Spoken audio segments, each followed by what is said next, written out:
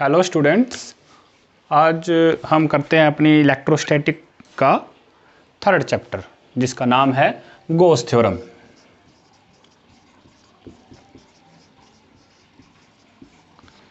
Chapter third. I hope so आपने पहले दो चैप्टर कर लिए हैं और उनके नोट्स भी बना लिए हैं साथ साथ। तो फिर आज हम शुरू करते हैं इसको, जिसका नाम है गोस थ्योरम। चैप्टर थर्ड है। इसके अंदर आप कुछ एक नई टर्म सीखेंगे, जैसे सबसे इम्पोर्टेंट तो है इलेक्ट्रिक फ्लक्स, कि इलेक्ट्रिक फ्लक्स होता क्या है। लेकिन उसको जानने से पहले आपको जानना पड़ेगा एक concept that is called area. Area तो आपको पता है, लेकिन एरिया के साथ एक टर्म एसोसिएट है वेक्टर, कि आपने एरिया वेक्टर लेना है, ना कि सिंपल वेक्टर। अब इसका मतलब क्या है, एरिया को कब वेक्टर बोल लेंगे। नॉर्मली तो हम क्या करते हैं, एरिया का मैग्नीट्यूड ही लेते हैं ओनली, जैसे एस आपने सिंपल ले लिया, लेंथ इनटू ब्रेड्थ। लेकिन यहाँ पे आपने क्या करना पड़ेगा, उसके साथ डायरेक्शन भी लगानी पड़ेगी। अगर उसके साथ डायरेक्शन एसोसिएट हो जाएगी तो आपका वेक्टर बन जाएगा, एरिया बन जाएगा area vector, that is S vector. तो अगर इसको समझें तो हम कैसे समझेंगे कि कैसे इसको कर सकते हैं। जैसे सपोज करो आपके पास कोई रिंग है और एक रिवर चल रही है, वाटर। आपको इस रिंग में से वाटर को निकालना है, तो जितना वाटर इससे बाहर निकलेगा ये डिपेंड करेगा कि आप उसको किस डायरेक्शन में रखते हैं। मतलब मैक्सिमम कब निकलेगा, जब आप उसको परपेंडिकुलर, रिंग को परपेंडिकुलर रखेंगे, और मिनिमम कब निकलेगा, जब आप उसको पैरेलल रखेंगे। तो ये सारे का सारा किस चीज़ पे डिपेंड कर रहा है, कि ये उस डायरेक्शन पे डिपेंड कर रहा है कि आप रिंग को कैसे रख रहे हैं और उससे कितना पानी बाहर आ रहा है। तो नॉर्मली अगर हम एरिया की बात करें तो जैसे ये हमारे पास लेंथ हो गई और ये ब्रेड्थ हो गई, तो अगर इसके साथ आपने से एन वेक्टर भी लगा दिया है डायरेक्शन में, तो आपका जो ds हो जाएगा वो हो जाएगा ds dot n, that is area vector. मतलब एरिया वेक्टर क्या है, अगर आपके एरिया के साथ क्या जुड़ रहा हो, डायरेक्शन भी जुड़ रहा हो, तो उसको क्या बोलते हैं हम, एरिया वेक्टर। अगली टर्म है हमारे पास इलेक्ट्रिक फ्लक्स। पहले तो आपको ये जानना पड़ेगा इसको हम किससे रिप्रेजेंट करते हैं, फाई से रिप्रेजेंट करते हैं। अब ये इलेक्ट्रिक फ्लक्स होता क्या है, जैसे हमारे पास कोई सरफेस हो और उसको हमने कहाँ रख दिया, इलेक्ट्रिक फील्ड लाइंस के बीच में रख दिया, और वो सरफेस क्या होना चाहिए, नॉर्मली होना चाहिए। जैसे ये इलेक्ट्रिक फील्ड लाइन चल रही है, ये सरफेस इसके नॉर्मल है, तो उनमें से कितने लाइंस इस सरफेस से लिंक हुई उसको क्या बोलेंगे हम, फ्लक्स बोलेंगे। तो अगर हम इसकी डेफिनेशन लिखना चाहें तो the total number of electric line of force crossing the surface in a direction normal to surface. मतलब ये एक सरफेस हो गया, नॉर्मल रखा है, इलेक्ट्रिक फील्ड लाइंस इससे पार कर रही हैं, इसको हम बोलेंगे इलेक्ट्रिक फ्लक्स। कितने number of electric line of force normally pass कर रही हैं, लिंक कर रही हैं हमारे सरफेस से। अब हमने क्या किया, मैथमेटिकली अगर हम इसको रिप्रेजेंट करें तो ds हमारा एरिया वेक्टर है। एरिया वेक्टर क्या है, जो अभी हमने लास्ट टॉपिक में पढ़ा था, En electric flux, electric field along ds, कि हमारा जो वो ds है, एरिया वेक्टर है, उसके अलोंग इलेक्ट्रिक फील्ड कितनी है, En। तो En की वैल्यू क्या हो जाएगी, E dot cos theta, direction लगा दिया हमने उसके साथ। तो फ्लक्स क्या होता है, इलेक्ट्रिक फील्ड इनटू एरिया। ये एक छोटी सी बात नोट करने की भी है कि जो फाई होता है फ्लक्स, वो होगा हमारा E डॉट एस, की टोटल फील्ड टोटल एरिया। तो हमारे पास ये क्या हो जाएगा, D phi E N dot D S. E N की वैल्यू क्या है, ई कोस थीटा, और डी एस का डी एस रह गया, तो D phi equal to E vector dot D S vector. ये आप सबको पता है कि अगर हम कोस थीटा लगा रहे हैं तो कोस थीटा को हटा के हम क्या लगाते हैं, डॉट प्रोडक्ट, और साइन थीटा को हटा के क्या लगाते हैं, क्रॉस प्रोडक्ट। तो हमारे पास क्या आ जाएगा, D phi equal to E dot D S. इसको आप नोट डाउन करें। अगर हम इसका इंटीग्रेशन करें दोनों साइड, तो फाई इक्वल टू आ जाएगा ई डॉट डी एस। तो यहां से आप फ्लक्स की डेफिनेशन लिख सकते हैं। तो फ्लक्स क्या होगा, flux is basically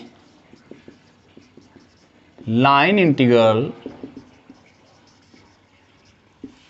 of electric field linked with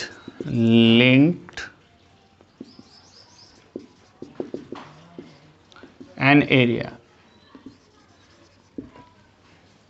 तो phi equal to E dot D S. तो आप यहां से इसको रिप्रेजेंट कर सकते हैं अभी हमारा फ्लक्स कितना होगा, और यहीं से इसकी यूनिट भी बन सकती है भाई। यूनिट क्या बनेगी इसकी, यूनिट बनाएं आप फ्लक्स की पहले तो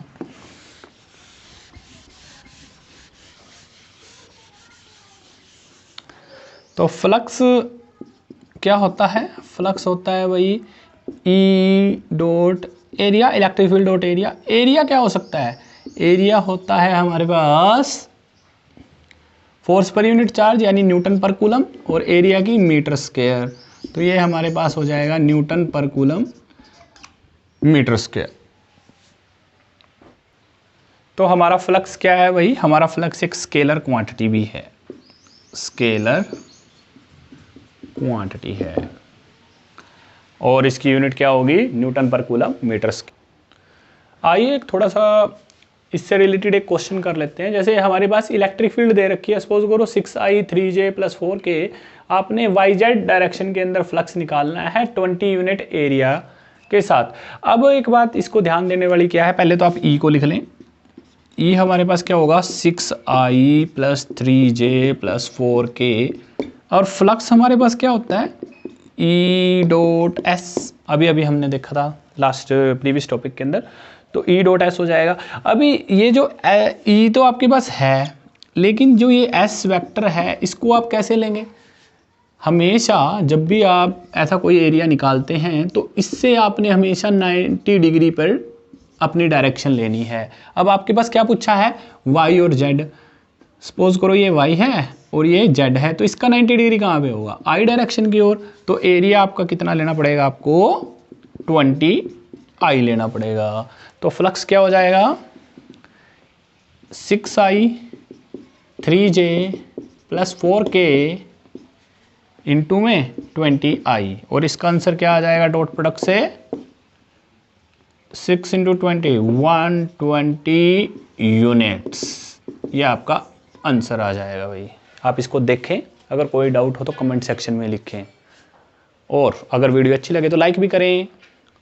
आगे चलते हैं तो अपना एक नया टॉपिक आता है, that is called Gauss theorem. Important है Gauss theorem.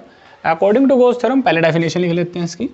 According to Gauss theorem, electric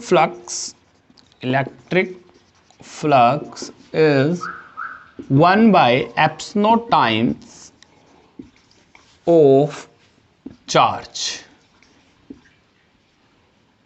of surface। Means क्या है इसका, इफ हमारे पास ds एरिया वेक्टर है और q उसका क्या है, चार्ज है, E उसकी क्या है, फील्ड है, इलेक्ट्रिक फील्ड,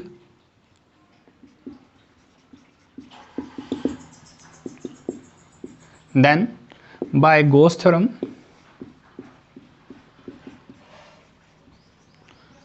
जो फाई इक्वल टू होगा वो Q/ε0 होगा।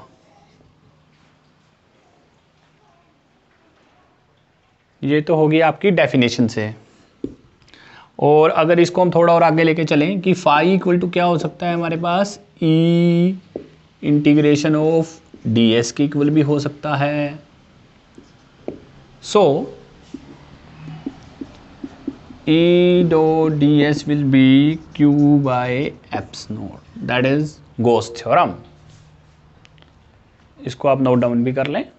अगर आपसे पूछा जाता है सिंपली गॉस थ्योरम, तो आप इसको क्या लिखेंगे, 5 इक्वल टू Q/ε0, और ये टर्म इसके साथ एसोसिएट कर सकते हैं।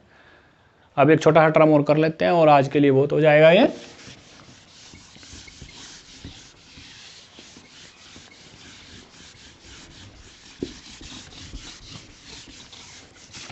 Next one is Gaussian surface.